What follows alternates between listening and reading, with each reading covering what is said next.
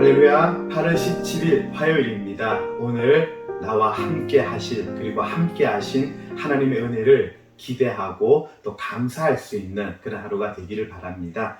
디모데후서 2장 16절에서 19절 말씀입니다. 망령되고 헛된 말을 버리라. 그들은 경건하지 아니하며 점점 나아가나니 그들의 말은 악성 종량이 퍼져나감과 같은데 그 중에 후메네오와 빌레도가 있느니라. 진리에 관하여는 그들이 그릇되었도다.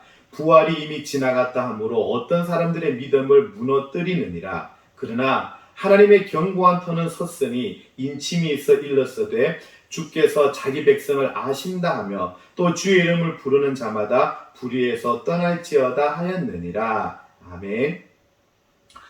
지난 15절 말씀에서 하나님 일꾼으로 인정된 자신을 하나님 앞에 드리라고 하였는데요. 오늘 그 가운데 행해야 될 하나의 또 이야기가 있습니다. 16절 망령되고 헛된 말을 버리라입니다. 현대인의 성경에서는 이렇게 말합니다. 하나님을 모독하는 헛된 말, 그리고 시온 성경에서는 쓸모없는 세상적인 것들, 이런 말은 결국에 경건하지 아니함에 나아간다고 말합니다. 그리고 17절을 보면요, 악성 종량이라고 표현하고 있습니다. 쉽게 말하면 암과 같다는 것이죠. 암이 퍼져 결국 온몸으로 전이 되는 것처럼 삶의 전체로 퍼지게 되고 어찌할 수 없는 지경에 이르게 된다는 겁니다. 바울이 디모데를 에베소에 남겨둔 이유가 무엇입니까? 바로 이것입니다. 거짓 교훈들로 그 교사들로 인하여 교회와 복음을 지키게 하기 위하여서입니다. 이렇게 거짓 교사들, 또 그들의 망령되고 헛된 말, 또 그런 말다툼을 통하여서 진리에서 벗어나지 않도록 디모데가 교회를 세워가기를 바울은 원했던 것입니다. 동물은 죽으면 가죽을 남기고 사람은 죽으면 이름을 남긴다고 합니다. 근데 생각해보면 본디오 빌라도는요, 예수님을 죽인 자로서 매주일마다 이름이 불려지고 있습니다. 오늘 본문에 후메네오와 빌레도는 반면교사로 이름을 남기고 있습니다. 디모데전서 1장 20절에 보면 후메네오는요, 알렉산더와 같이 사탄에게 내준 자로 표현되는데 교회에서 출교당한 것을 말하고 있습니다. 특히 후메네오를 보면요, 교회에서 출교를 당하고도 에베소 교회에 계속 해코지하고 있는, 그래서 악성 종량으로 표현되고 이름이 남아있는 사람입니다. 자, 그렇다면 에베소 교회 거짓 교사들의 주장은 무엇인가요? 말다툼이라는 것이 세상적으로 그럴듯하고 지식적으로는 맞는 것 같아도 18절 말씀을 보면 진리에 관하여는 그들이 그릇되었도다. 진리는 바울이 전하였던 복음입니다. 이들의 주장은 이거였습니다. 부활이 이미 지나갔다. 예수님은 부활 승천하셨지만 성도의 부활은 아직 남아 있습니다. 근데 거짓된 교훈은 이런 성도의 약한 믿음을 무너뜨리게 됩니다. 부활은 지나갔고 몸은 의미가 없다.